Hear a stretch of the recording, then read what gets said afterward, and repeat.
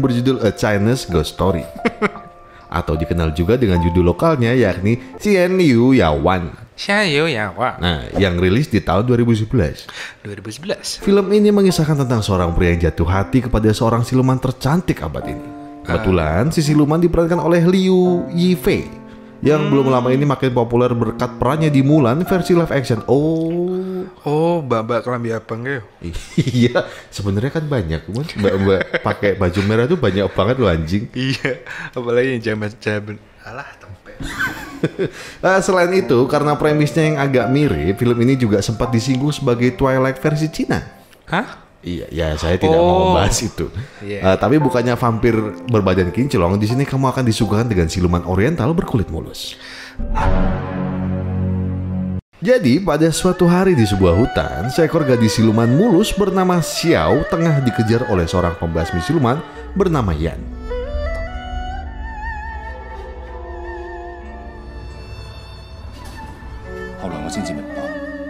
Xiao pun berniat memangsa Yan, tapi seketika dirinya terpukau melihat bungkusan permen yang tergeletak di sampingnya. Begitu mencoba permen tersebut, wajah Xiao langsung berubah ramah. Dan singkat cerita, Xiao dan Yan pun makin akrab, bahkan sampai Tara baper. Sampai Tara siapa Tara? Anjing. Tara siapa? Kalau masalah pribadi jangan dimasukin ke naskah, tolong. Tara siapa ini? Ya intinya bahkan sampai baper. Xiao bilang dia akan mencintai pria manapun yang memberikannya permen. Banyak murah sekali. Tapi mau bagaimanapun juga, Xiao tetaplah siluman yang memangsa manusia untuk bertahan hidup. Yan pun sadar bahwa manusia dan siluman tak ditakdirkan untuk bersama. Xiao juga menyadari hal ini dan meminta Yan untuk mengakhiri hidupnya. Dan dengan terpaksa, Yan pun mengeluncurkan sebatang besi keramat yang membuat Xiao lupa akan dirinya. Yan lalu pergi menyusul rekan-rekannya yang telah bertarung melawan seekor siluman pohon yang amat sakti bernama Laulo. Di situ, guru Yan yang bernama Xia Shui kayak nadanya nggak gitu deh. Tapi kan Xia Shui. Iya, tapi berarti Xia Shui. Xia Shui meminta Yan untuk memotong tangannya agar Laulo bisa dikalahkan. Iya, begitu pokoknya. Akhirnya dengan memotong tangan Xia Shui, Laulo bisa dikalahkan dan diusir dari dunia manusia. Seiring waktu berlalu, kita diperkenalkan seorang pria muda bernama Ning yang bekerja sebagai utusan pemerintah yang ahli di bidang teknik sipil. PNS. Iya, di sini hitungannya PNS sih sebenarnya. Pejabat kepemerintahan. Pegawai negeri sipil. Oh iya, sorry. Ning mendapat tugas untuk menginvestigasi terjadinya kemarau berkepanjangan di sebuah desa. Dan sudah bertahun-tahun desa tersebut kesulitan mendapatkan akses terhadap air bersih. Sebagai PNS yang mengabdi pada masyarakat, Ning pun bertekad untuk pergi ke gunung guna menginvestigasi. Dia tidak menginvestasi apapun ke gunung. Anda ke gunung capek, tidak ada investasi, Mon. Guna untuk menginvestigasi sumber air di sana. Tapi para warga langsung ngeri karena gunung tersebut terkenal sebagai sarang para siluman. Meskipun demikian, Ning tidak takut. Ia akhirnya berangkat ditemani satu orang warga desa bernama Tia, serta 5 orang kriminal di desa tersebut. Sesampainya di gunung, mereka mencoba untuk menggali sumber air di dekat sebuah pohon. Di dalam lubang di pohon tersebut, Ning bertemu dengan seekor rubah berbulu putih seputih terigu. Ning lalu memberikan sebongkah permen kepada si rubah. Seketika angin bertiup kencang. Karena takut, mereka semua bergegas mencari tempat berlindung. Mereka akhirnya tiba di sebuah kuil di tengah hutan tersebut yang bernama Kuil Anggrek. Mereka makin terkejut begitu masuk, karena rupanya di dalam kuil tersebut terdapat sebuah kolam sumber air. Sebagai warga miskin kurang gizi yang jarang ketemu air bersih, Junet, saya tahu. Maaf ya teman-teman, saya ulangi sedikit. Sebagai warga miskin kurang gizi yang jarang ketemu air bersih. Maksudnya diulangi, dibenerin dong. Sebagai warga miskin kurang gizi yang jarang ketemu air bersih, para kriminal pun langsung menyeruput air dari kolam tersebut dengan semangat total. Tapi seketika rasa haus mereka langsung sirna kalau melihat gadis-gadis cekikikan sambil menari di dalam kuil tersebut. Karena dehidrasi sudah terpenuhi, sekarang saatnya mereka mencari serabi. Tanpa pikir panjang, para kriminal langsung menghampiri para gadis tersebut. Tanpa perlu banyak basa-basi, para kriminal ini pun langsung disambut bibir hangat para gadis. Namun sialnya, para gadis tersebut adalah jelmaan siluman yang langsung menyedot energi kehidupan para kriminal tersebut, hingga mereka berubah jadi makin kurus, kering, dan tua. Menyadari para kriminal hilang, Tia langsung mencari mereka. Tapi sialnya Tia sendiri dihadang oleh salah satu siluman. Akan tetapi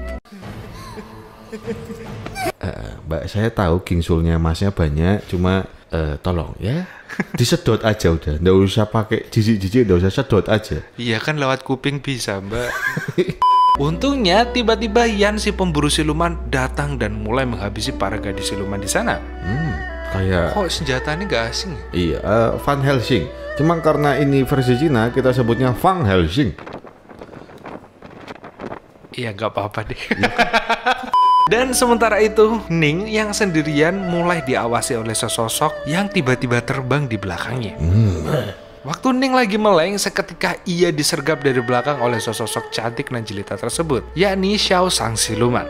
Dengan pesona yang tiada tara, Xiao mulai menggoda Ning. Namun Ning malah insecure dan tanpa gelisah. Meskipun bemper siluman yang sempurna telah berada di atas tubuhnya. Ning langsung mencoba mendorong Xiao menjauh. Karena Ning keras kepala, Xiao pun berganti posisi dan memaksa Ning untuk menidih tubuhnya. Tapi kala Xiao membuka baju Ning dengan paksa, Xiao langsung kesakitan melihat kalung jimat giok yang dipakai oleh Ning. Xiao langsung mengambil kalung giok tersebut dan membuangnya ke dalam telaga. Ning langsung tampak marah dan mulai melepas bajunya sendiri. Tapi bukannya menyergap Xiao yang sudah siap, Ning justru malah nyebur ke dalam kolam untuk mengambil kalungnya tersebut. Ning bilang kalau kalung tersebut adalah peninggalan terakhir dari mendiang ibunya. Mendengar ini, Xiao pun merasa bersalah dan minta maaf pada Ning. Seketika, mereka dikagetkan oleh Yan yang tengah asik membasmi para siluman. Ning mengira Yan adalah pembunuh dan langsung mengajak Xiao kabur. Ning dan Xiao lalu bersembunyi dalam sebuah pohon. Sembari menunggu Yan pergi, Ning menawarkan permen kepada Xiao, yang langsung membuat Xiao kesenangan. Dan alhasil, Xiao pun langsung nyaman lendotan di pundak Ning. Tapi kala pagi tiba, Ning terbangun sendiri tanpa ada Xiao di sisihnya. Masnya habis dipakai. Ning lalu kembali lagi ke kuil anggrek sembari membawa beberapa bahan peledak. Di sana, dia ketemu lagi sama Xiao yang ngagetin dia dari belakang. Ning jelasin kalau dia mau ngeledakin bagian dasar kolam tersebut biar airnya bisa ngalir ke desa.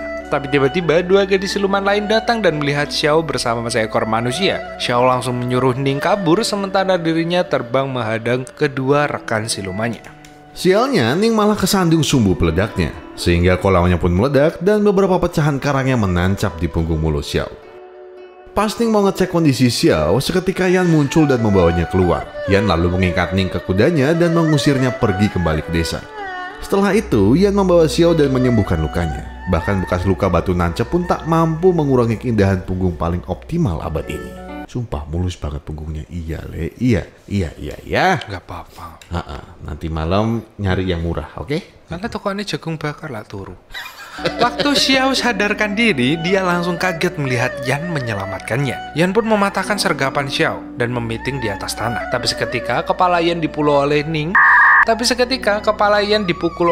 dan dibawa. Tapi seketika kepala Yan dipulun oleh. Dipukul, tidak dipulun. Apa dipulun? Emon coba jelasin. Tapi seketika kepala Yan dipukul oleh Ning yang rupanya sudah kembali. Ning dan Xiao lalu mengikat Yan dan menggantungnya di atas pohon. Tapi waktu lagi jalan berdua, Xiao menerima telepati dari Lolo. Lolo menyuruh Xiao untuk membawa Ning kepadanya.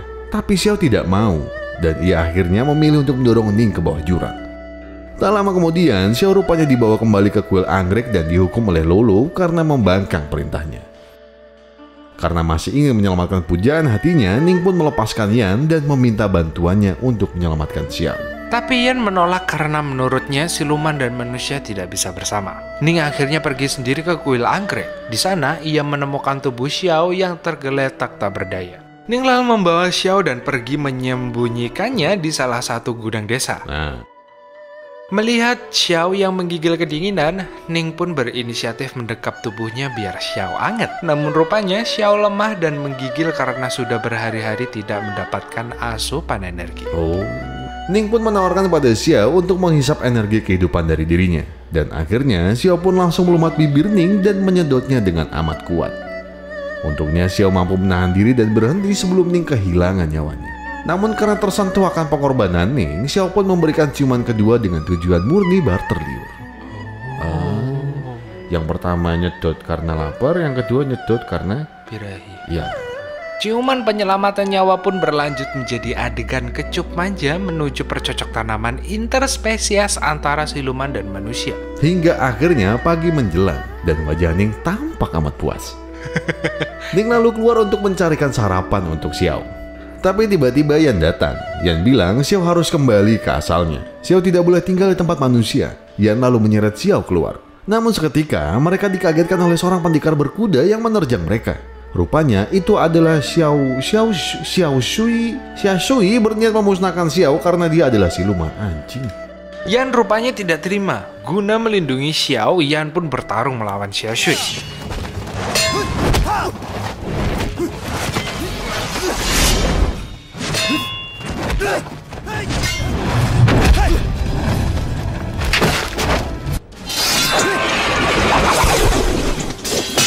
Tapi Xiao Shui rupanya dibantu oleh adiknya, Xiabing. Akhirnya Yan pun kalah dan Xiao Yao pun tertangkap.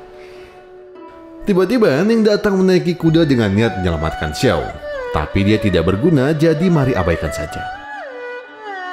Tak lama kemudian, para warga datang berkerumun.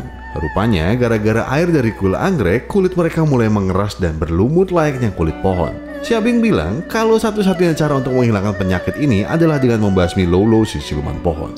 Xiao Shui lalu mengurung Xiao di sebuah sangkar dan mengikat Yan tepat di depannya. Sebelum memulai ritual pembasmiannya, Xiao Shui memberitahu rahasia Yan kepada Xiao. Xiao Shui bilang kalau dulu Xiao adalah kekasih Yan. Tapi karena Yan tidak mungkin bisa bersama dengan siluman, ia memilih menghapus ingatan Xiao akan dirinya. Mendengar ini, Xiao terkejut seolah tidak percaya omongan Xiao Shui. Xiao Shui, anjing Xiao Shui meneh bajingan. Xiao Shui lalu memulai ritual pembasmiannya, lalu meninggalkan mereka berdua agar Yan bisa melihat Xiao musnah di depan matanya sendiri. Xiao Shui lalu bertekad, anjing Xiao Shui kamu terus orang singgah gitu. Xiao Shui lalu bertekad pergi ke kuil anggrek untuk menghabisi Lolo seorang diri. Xiabing meminta ikut, tapi Xiao Shui menolak karena ia berniat mengakhiri hidupnya sendiri untuk menghabisi si siluman pohon.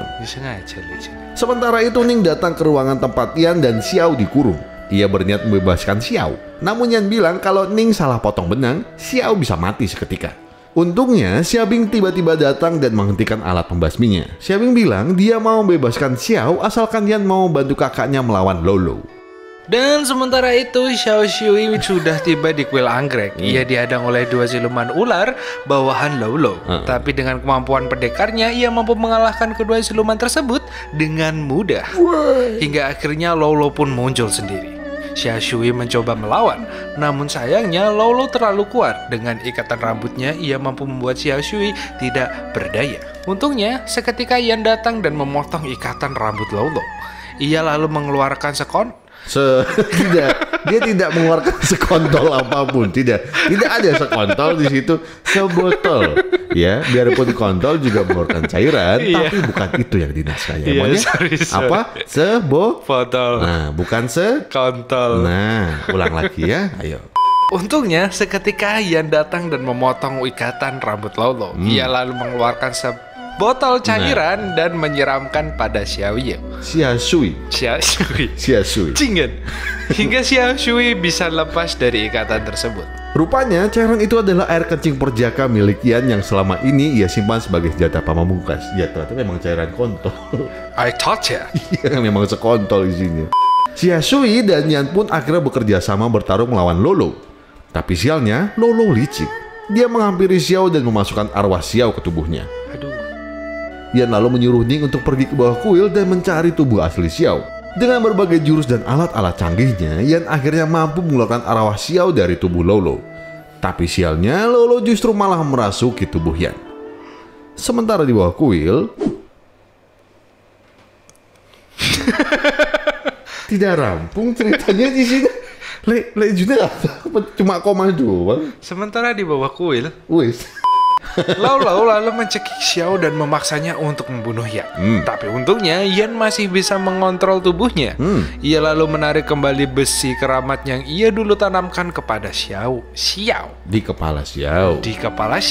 Begitu besinya dicabut, sontak Xiao langsung kembali mengingat masa-masa indahnya dulu bersama si Yan. Yan lalu menggunakan batang besi tersebut untuk menusuk dirinya sendiri. Dan berkat itu, Lau Lau pun ikut tertusuk dan langsung wassalam. Xiao sontak bersedih melihat pria yang dulu ia pernah cintai sebentar lagi akan mati.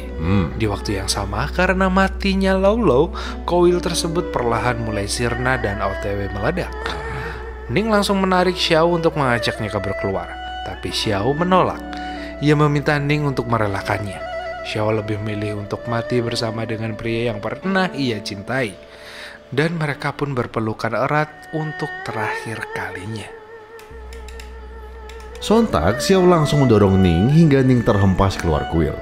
Dan seketika itu juga, kuil itu pun sirna secara perlahan, membawa jasad Yan dan Xiao. Waktu pun berlalu.